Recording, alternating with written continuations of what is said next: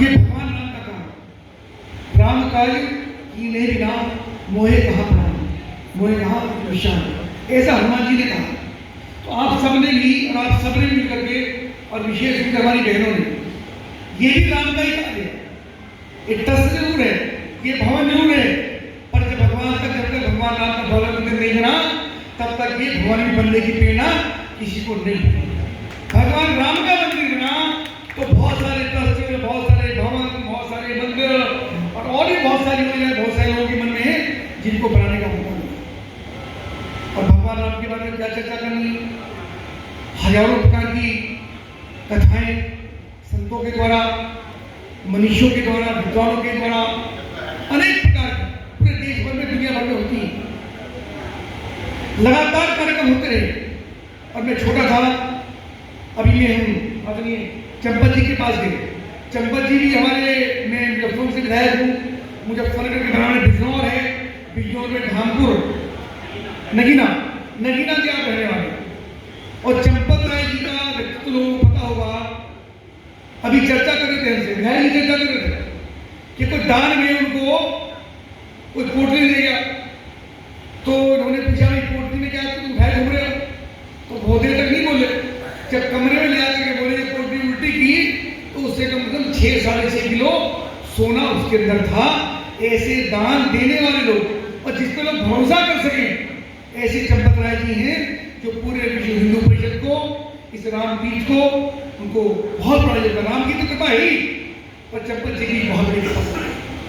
मुझे विजय कुशल जी महाराज हमारे असेंबली के विचारक थे मुजफ्फरनगर में। हमको ध्यान, बहुत छोटे थे, 6 मार्च 1983 को। और वहां से मुजफ्फरनगर से इस जो ढांचा यहाँ पर था इससे मुक्ति का आंदोलन चला। और विजय कौशल जी हमारे कौशल के अधिकारी थे, उन्होंने मिलकर के 750 गाँव की मिट्टी, 750 गाँव का जल एकत्र करके जल दिया और राम जन्मभूमि को मुक्त कराने का ये आंदोलन शुरू हुआ। और इतने सारे आंदोलन, इतने सारे संघर्ष, इतने लोगों का बलिदान, सरकारों का बलिदान, माताओं बहनों का समर्पण। और मैं उस समय की माताओं को नमन करना चाहूंगा जो माताएं रोटी के चूल्हे, गैस नहीं होती थी, कच्चे चूल्हे होते थे, 50-50 लोगों की रोटियां चूल्हे पर बना के देने का काम करती थी, कार सेवक के लिए जेल में भेजने का काम करती थी। कभी थकी नहीं, कभी हारी नहीं। मेरे भगवान राम का मंदिर बनना चाहिए, चाहे हमको कितने भी लोग बोले। राम शिला पूजन, राम ज्योति पूजन, कितने संघर्ष करता देश में, कितना आंदोलन हुआ। सीने कम पड़ गए, सीने कम नहीं पड़े, गोलियां कम पड़ती चली।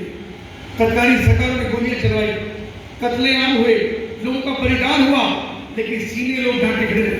सैकड़ों किलोमीटर लोग पैदल चले। जिस समय यहाँ पर आए हमको भी आने का मौका मिला, जिस समय ये ढांचा ध्वस्त होने का काम हुआ और सदियों के अंदर उसको प्रभावित करने का काम हुआ, हम भी उसके साक्षात गवाह हैं। हम भी थे वहाँ पर। मित्रों, कितना बड़ा काम यहाँ पर हुआ और कैसे भगवान राम की मूर्ति का स्थान। तो ये सामान्य मंदिर नहीं, ये सामान्य गली मोहल्ले में बहुत सारे मंदिर हैं, मेरे पड़ोस में भी, आपके पड़ोस में भी।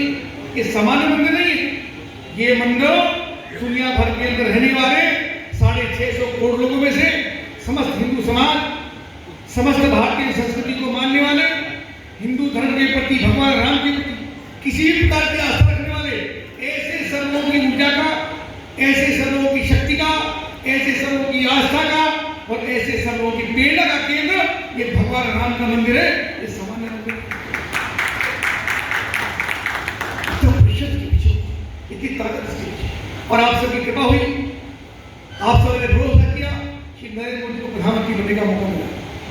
और 2017 में एक दिव्य आत्मा का उदय हुआ, योगी आदित्यनाथ के रूप में, जो हिंदुत्व के प्रति, राष्ट्र के प्रति, समाज के प्रति, भगवान राम के प्रति कितने समर्पित हैं और कितने कम समय में एक योजनाबद्ध तरीके से भगवान राम का दिव्य प्रतिनिधित्व। आप सब भाग्यशाली हैं क्या लोग कि जिनको भगवान राम की धाम में रहने का मौका मिला।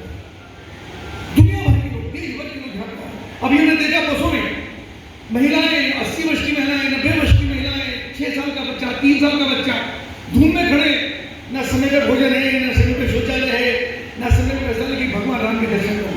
राम के प्रति इससे आस्था, क्योंकि राम ने सबके लिए काम किया। राम ने गिरिवासी के लिए, पहाड़वासियों के लिए, वानरों के लिए, गरीबों के लिए, अहिंसा के लिए, ऐसे सब लोगों के लिए काम किया। इसलिए पूरा हिंदुत्व मित्रों जुड़कर के आज खड़ा हो सकता है। इसलिए ये ट्रस्ट जो बनकर के खड़ा हुआ है, मैं इसके सभी दानदाताओं को, सभी कमेटी के पदाधिकारियों को, जिनकी मैं खासतौर से हमारी बहनों को, उनका बहुत बड़ा योगदान होता है इसके अंदर। घर से कोई दान निकलता है तो माताओं बहनों के बिना वो निकल ही नहीं सकता। तो ऐसी सभी बहनों को, माताओं को मैं प्रणाम करता हूँ जिनके परिवार का योगदान इस ट्रस्ट के अंदर होता है। और दान की पैसा तो बहुत होता है, लेकिन दानी के रूप में किसी की पहचान है तो भामाशाह की पहचान है। जब देश के ऊपर संकट था और महाराणा प्रताप जंगल की रोटियां खा रहे थे, उस समय भामाशाह ने कहा कि प्रताप, इस पैसे का मुझे क्या करना? अगर मातृभूमि पर संकट है, देश के ऊपर मुगलों का शासन है, देश को तोड़ने का षड्यंत्र हो रहा है, तो खजाना किसी काम का नहीं है अगर ये देश के काम नहीं है। भामाशाह ने खजाना खोल दिया और मुगलों के दांत इकट्ठे करके यहाँ से भगाने का काम किया। मैं प्रणाम करूंगा गांधी और टोडरमल जैन को, जिसमें गुरु गोविंद सिंह के बेटे शहीद हो गए। उस छोटे बेटे के लिए जब औरंगजेब ने जमीन देने के लिए मना कर दिया कि इसको दफना, इसका अंतिम संस्कार करने के लिए मेरे पास कोई जगह नहीं है, टोडरमल ने कितनी जगह चाहिए? उसने कहा कि सोने के सिक्के, सोने की गिन्नी रखकर के जमीन दूंगा, उसके बराबर जमीन दूंगा। जब टोडरमल तैयार हो गए तो उन्होंने कहा नहीं, लिटा के नहीं, खड़ी करके दूंगा। खड़ी करके टोडरमल ने वे सोने की सिक्के, सोने की जो गिन्नियां होती हैं, उसको देकर के जमीन खरीदने का काम किया, जिसमें उसका संस्कार हुआ गुरु गोविंद सिंह।